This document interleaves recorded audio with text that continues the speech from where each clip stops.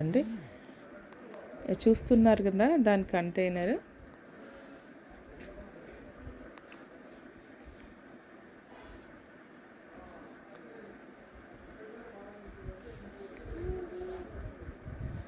పెద్దగా ఎంత పెద్దగా ఉందో అంటే దాంట్లో డ్రాగన్ స్టెమ్స్ కూడా పెట్టాను. అలాగే సిలోన్ బచ్చలి కూడా పడి మొలిచిందనమాట. దాంట్లో ఏది వేసినా కూడా చాలా ఏపుగా పెరుగుతుందండి. కంటైనర్ కూడా పెద్దగా ఉంది కాబట్టి దీని లైఫ్ కూడా పెద్దగా చాలా సంవత్సరాలు వస్తుంది.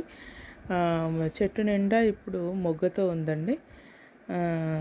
చక్కగా పోషకాలు ఇస్తూ ఉంటే ఈసారి కూడా చక్కని కాపు తీసుకోవచ్చు.